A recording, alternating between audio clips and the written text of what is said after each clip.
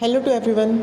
Class हमने अपने chapter number 11 light shadow and reflection के अंदर अभी तक ये समझा था कि जो लाइट है वो हमें हेल्प करती है चीज़ों को देखने के लिए, और उसी बीच में हमने ल्यूमिनस ऑब्जेक्ट के बारे में भी पढ़ा था। अब आगे शुरू करते हैं हम अपने टॉपिक नंबर 11.1 पे, transparent, opaque and translucent objects. Recall our grouping object as opaque, transparent और translucent in chapter number 4।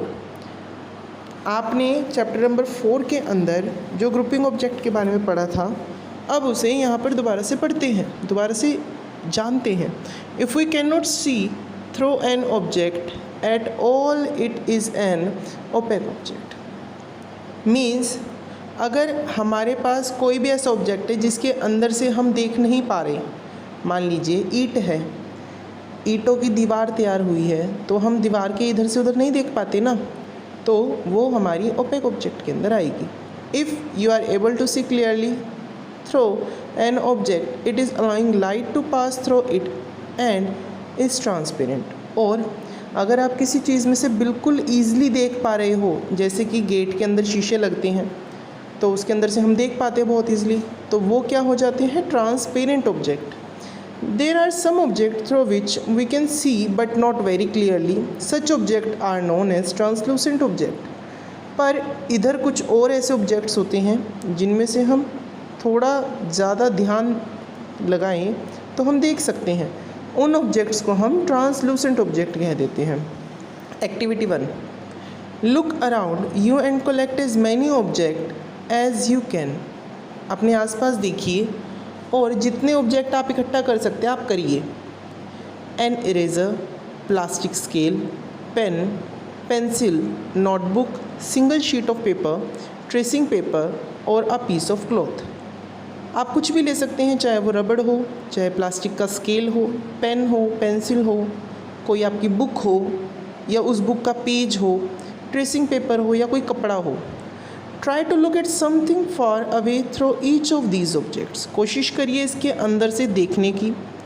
Is light from a far away object able to travel to your eye through any of the object? अगर ऐसा होता है, या देखिए क्या ऐसा होता है कि जो आप देखना चाह रहे हैं वो उस ऑब्जेक्ट के अंदर से आपको दिख रहा है। Record your observation in table 11.1. We see that a given object or a material could be transparent, translucent और opaque. तो इस टेबल नंबर 11.1 के अंदर आप अपनी ऑब्जर्वेशन को लिख सकते हैं। Depending on whether it allows light to pass through it completely, partially और नॉट एट ऑल। ऑब्जर्वेशन में आप यही देख पाएंगे, कोई या तो हमें बिल्कुल देखने के लिए परमिशन दे रहा है, जैसे प्लास्टिक का स्केल, उसमें से हम आर पार देख सकते हैं, पर वहीं इरेज़र है जो हमें देखने ही नहीं देगी, जिसके अंदर से हम देख ही नहीं सकते। पर उसके अलावा जैसे क्लॉथ है, उसमें से हल्का बहुत दिख भी सकता है और नहीं भी दिखेगा। तो यही 3 पार्शियल कंडीशंस आएंगी, यही 3 कंडीशंस हमें मिलेगी, जिसमें एक का आंसर तो होगा कि yes, pass through it completely, हमें दिख रहा है उसके अंदर से। सेकेंड कंडीशन क्या हो सकती है, पार्शियली दिख रहा है उसमें से। और तीसरी कंडीशन क्या हो सकती है, बिल्कुल भी नहीं दिख रहा उसमें से। तो क्लास यहाँ आप क्या समझ पा रहे हो कि आपके अराउंड सिर्फ 3 तरीके के ही ऑब्जेक्ट हैं। फर्स्ट तो वो जो ट्रांसपेरेंट कहलाते हैं, जिनमें से आप कुछ भी देख सकते हैं। दूसरे वो जो ट्रांसलूसेंट कहलाते हैं, जिनके अंदर से आप पार्शियली देख पाते हो।